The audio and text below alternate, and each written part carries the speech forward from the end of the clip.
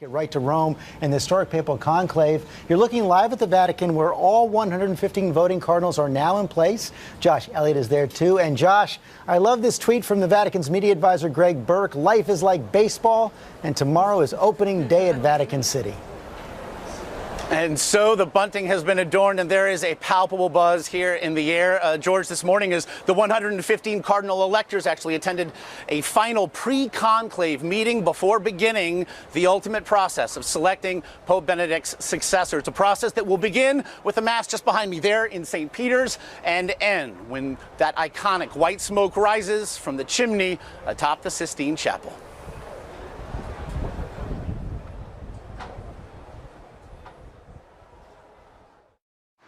This morning in Vatican City, under a blanket of clouds, the curtains being hung, a literal shrouding of the process to elect a new pope.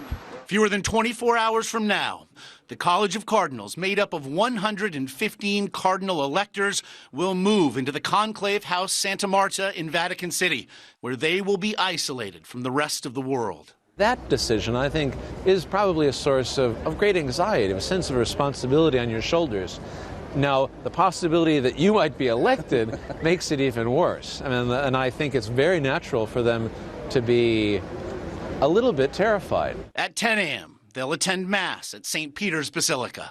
We'll see the whole College of Cardinals process in. The ambassadors of all the countries will be here for that Mass. Then in the afternoon, the cardinals will enter the Sistine Chapel, where they take collective and individual oaths to faithfully observe the rules of electing a pope.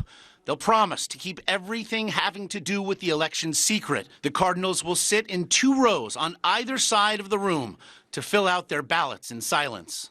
When you go with your ballot paper in your hand and hold it up in front of the altar and say, I call on the Lord Jesus, who will be my judge. That's really a moment of intense, I'd say, emotion. Once counted, the ballots will be read aloud, recorded in a ledger, then burned in this iron stove, which will send that iconic smoke up the chimney. They're doing everything they can to make sure that we can tell when the smoke's black and when the smoke's white. Do you anticipate something similar to 2005 when we just weren't sure? I think that the experience of 2005 is going to make, they've probably done some tests to make sure that they can produce genuinely white smoke this time.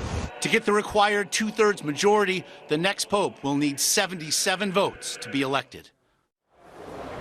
And that gives you an idea then of what will go on inside the Sistine Chapel during this momentous event. But the voting is secret and anonymous, so much so, George, that in fact they become self-forgers of a sort. The cardinals are instructed to disguise their own handwriting when filling out the names on their ballots. And it is in Latin. And Josh, you know, there's no real consensus candidate appears to be emerging yet. So any insight on how long this could take? Well, George, as you know, there is precedent both ways. There was a conclave that occurred in the mid-1200s that lasted almost 3 years. However, it has been over 100 years since we've seen a conclave last even longer than 5 days.